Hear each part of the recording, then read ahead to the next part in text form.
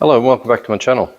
So we've had some more part deliveries overnight, and I have now a head gasket and a service kit for DRZ, and I'll be running a hone through this very carefully. It has a Nickel coating. I have verified that below the line, the wear line there is a crosshatch pattern, so it was crosshatch from factory. What to look out for is it's a very thin coating, not to go too hard, and there's every chance that my hone, because it's a stone hone, may not touch it. I did read that a diamond hone is the way to go, but I figure that I might be able to get some cross hatching in there. Better than nothing. At least it'll deglaze it. So that's what I will do. So I'll set you up to see that. Okay, so what we're trying to do here is go slow. What you're trying to do, careful, is match the velocity up and down with the velocity going in a circular manner.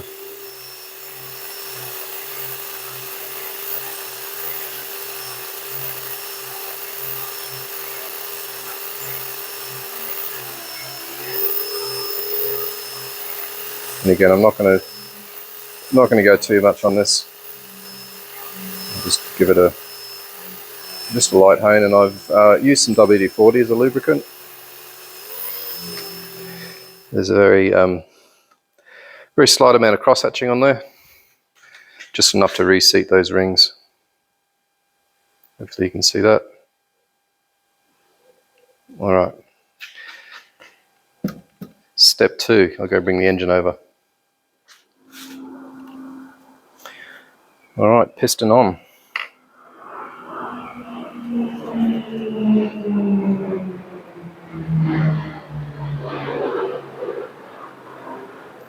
So just have to work out which way's front, because there's valve reliefs for the exhaust valve separate to the intake valve. Now, given that the exhaust is at the front,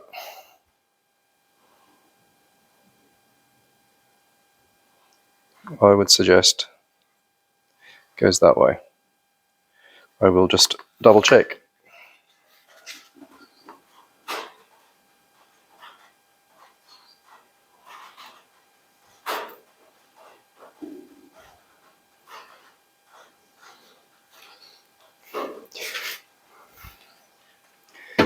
Okay, so exhaust valves are at the front.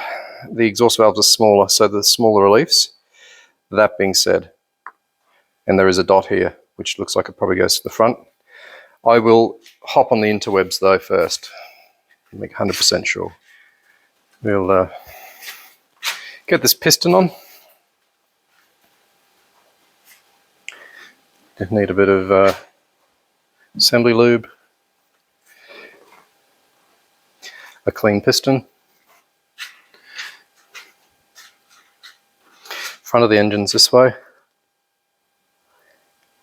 which means the small valve reliefs are there. Going to get a bit of assembly lube in here.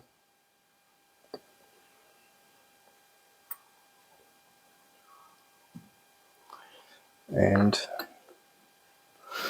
also on the pin.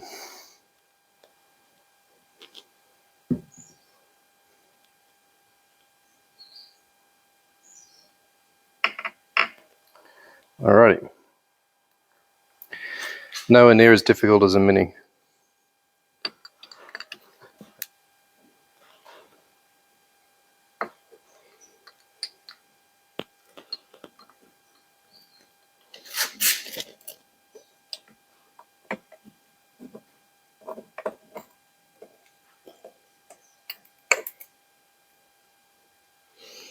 Alright, it's in there. Now I will fiddle getting this C-clip in.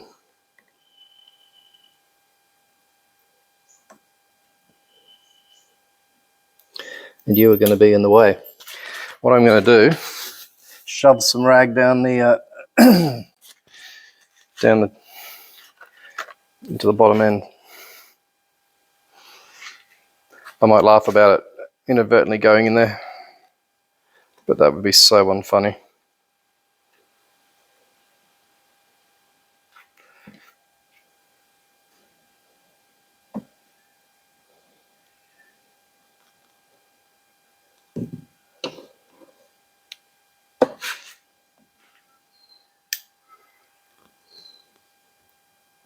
Okay, that's in. I'm going to do the other one, and then you can come back. Okay, here we are up at the house, and I've got the smoothest surface I can think of, which is a stone bench top, sheet of 400 grit. I'm just going to give the head a bit of a rub down on here. There's no guarantee that the face is completely straight, so we'll give it a rub and see what we get.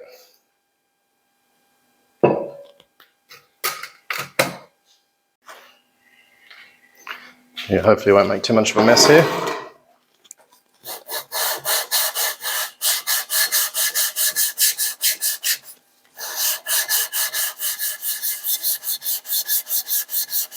So I sprayed a bit of WD-40 on here for the lubricant. Right, I'm going to clean that off with a cloth and then have a look.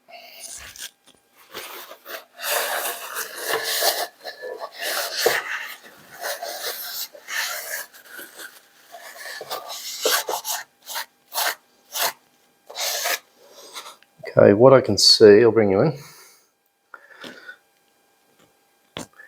is, oh, sorry, there we go. What we can see is here is a bit of a depression. Here as well a little bit, here is a little bit as well, and here. We're not seeing too much material come off there, so I'll just keep going. This is about as boring as watching paint dry, so I'm not going to put you through it. I'll bring you back when it's done. Okay, that's about all I can do at the moment. So issues of concern, or not really concern as such, we've got a flat edge all the way around here. There's a bit of a depression there, and then flat edge again. The reason I have to stop, I can't keep going, is that I've just started to pick up the valves here. You can see a little bit of shine there. I don't want to do too much more. I obviously can't. I don't want to actually take material off those valves. So that's us. And while I was here, I also went and grabbed the cylinder and gave it a going over. There's no real concerns with that one. So yeah, back down to the workshop. So next, I've got to get the ring orientation correct. So there's a real formula for putting the ring gap in the right place, which I will look up.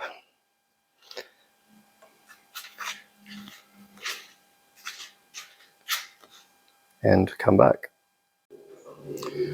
Okay folks, there is the formula. So there's 5 rings in total.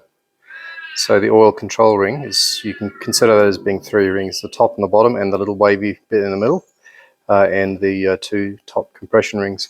So top compression ring 6 at the 6 o'clock position, looking down with exhaust valve at the front, or exhaust release at the front. Second at 10:30, first oil ring at 1:30, wavy ring at 6, and bottom ring at 10:30. So I'll just be following that. The wavy bit of the oil control ring, it's titchy tiny. So way to move that is just to get in there and just gently move that round. So I'm going to set all that up and then we'll be ready to try and fight with the barrel. Okay, that's done. Fiddly doesn't start to sum up that process, but it's all accurately done. And now I'll go get the pot. Don't let me forget to put the gasket on first, and get the cylinder on there. working to try and get the rings compressed as it goes on.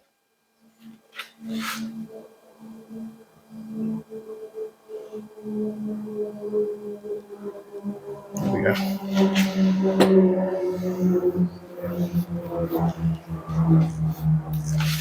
Right.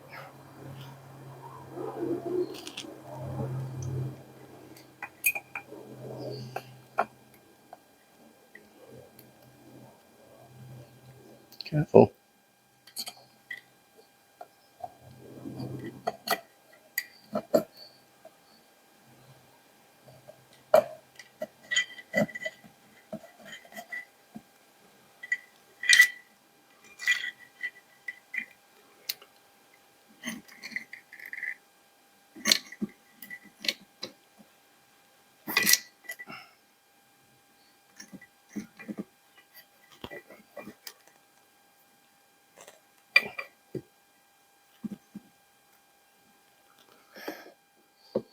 I'll just park it there. Make sure this gasket's on properly. Okay, that should do it.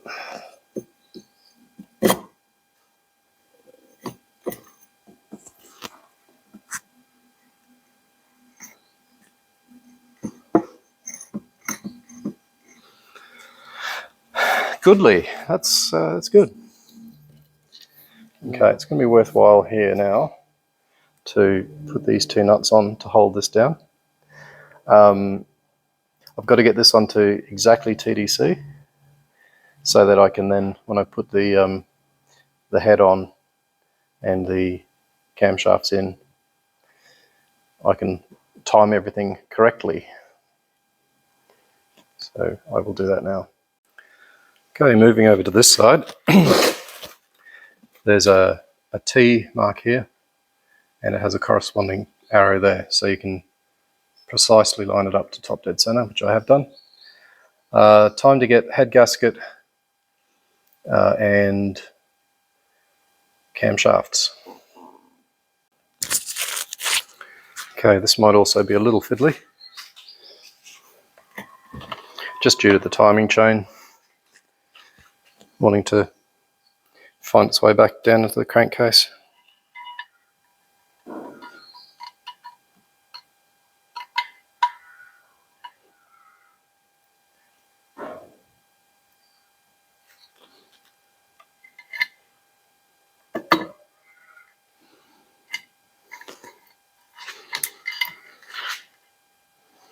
Okay, little mallet.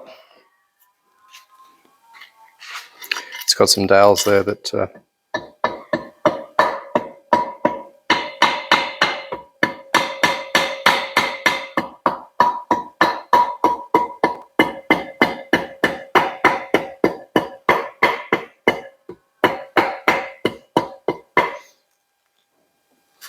okay, looking good.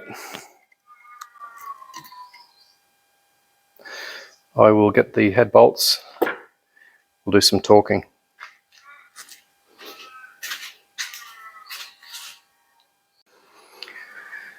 Okay, so I have some fastener assembly lube. Really good idea to put it on the threads so you can get the most accurate torque going on.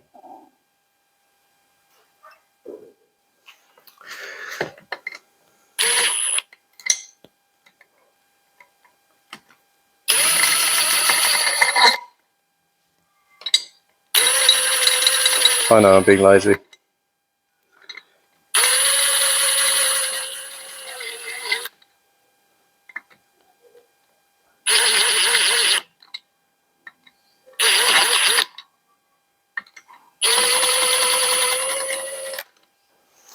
Okay, go by hand now.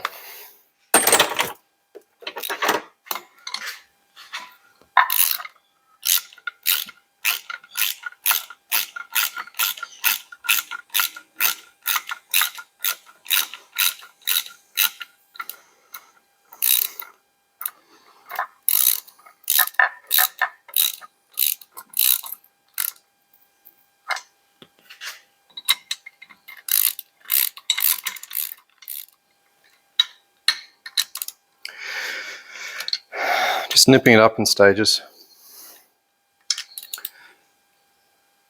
Avoid any risk of warpage.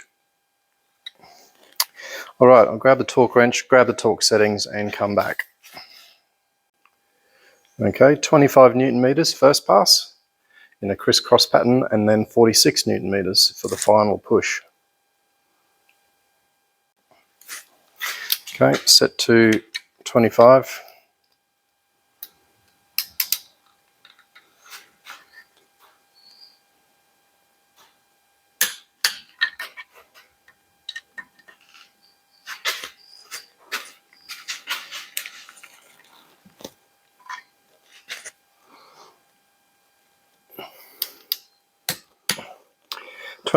Now to 46.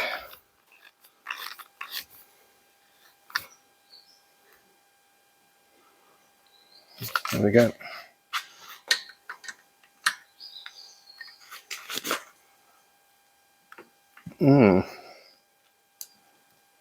That's better.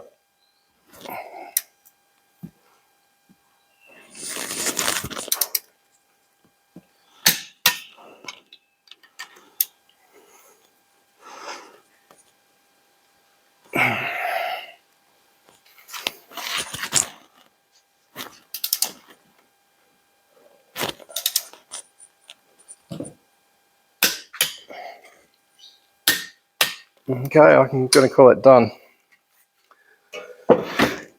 Okay, next step, assembly lube and camshafts. So we've got the lube right here.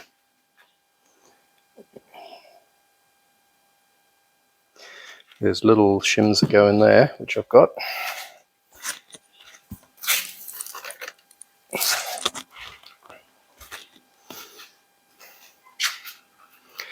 Go in a very specific order of, they go back in where they came out. These are the little shims here.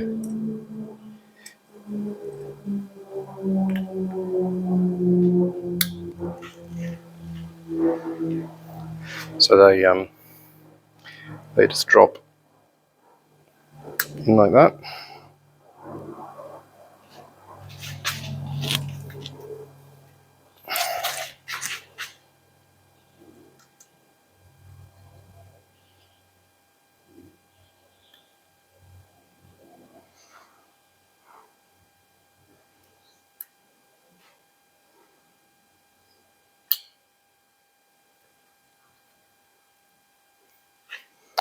Okay.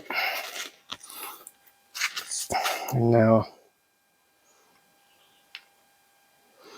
little bucket goes over the top of the valve.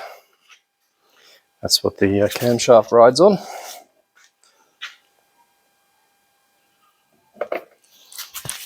Okay. Inlet and exhaust are marked accordingly, X and in. So of course, this is exhaust, this is intake. We're going to be pretty soon wanting to get our cam chain in here. Just give cam lobes a bit of a wipe with the juice.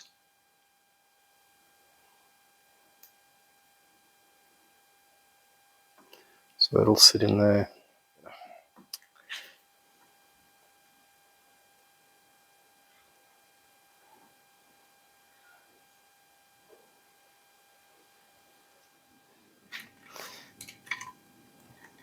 We'll get the alignment all sorted out in due course, but just for now, the sprocket's on.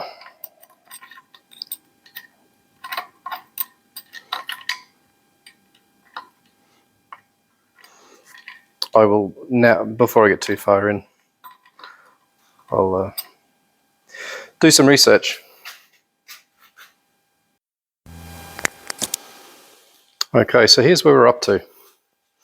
Now, I just trial fitted the camshafts, and I want to show you a contrast here.